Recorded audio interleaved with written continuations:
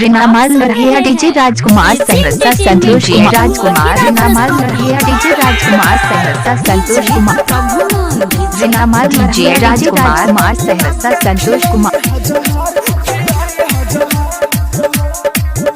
संतोष कुमार बरियापुर संतोष कुमार का भइल तोहर काटे छपाइल होली के बाद का 2 दिन डीजे राजकुमार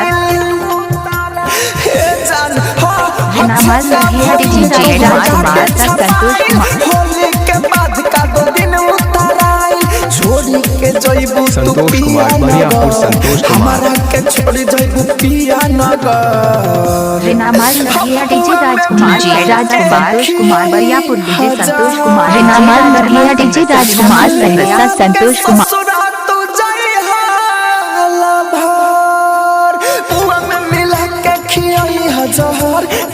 रिनामाल लड़किया डीजे राजकुमार सहरसा संतोष कुमार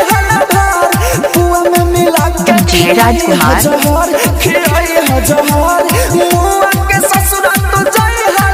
रिनामाल लड़किया डीजे राजकुमार सहरसा संतोष कुमार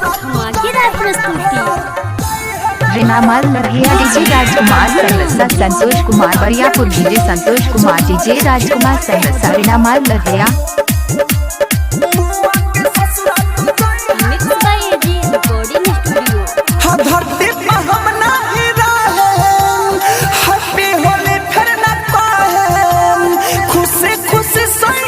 डीजे राजकुमार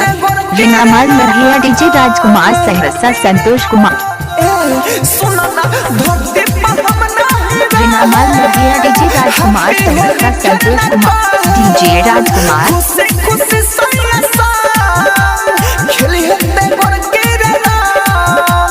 फोन से डिलीट कर दिया तू नंबर फोन से डिलीट कर दिया तू नंबर डीजे राजकुमार हर पुआ में मिला के खियाई हजार रिनामाल लड़किया डीजे राजकुमार सहरसा संतोष कुमार रिनामाल लड़किया DJ Rajkumar Saharsa Santosh Kumar Bariyapur DJ Santosh Kumar DJ Rajkumar रिनामाल लड़किया DJ Rajkumar Saharsa Santosh Kumar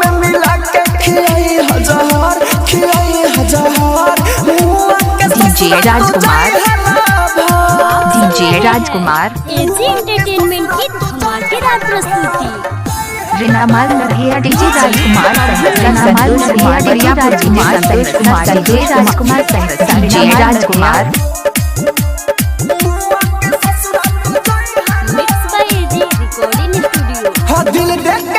DJ Rajkumar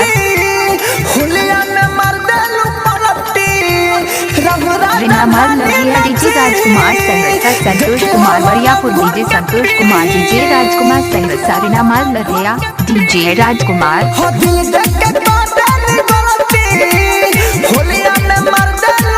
DJ Rajkumar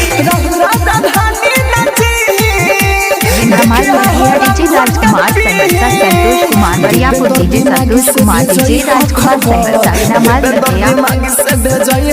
DJ राजकुमार हपुआ में मिला के खियाई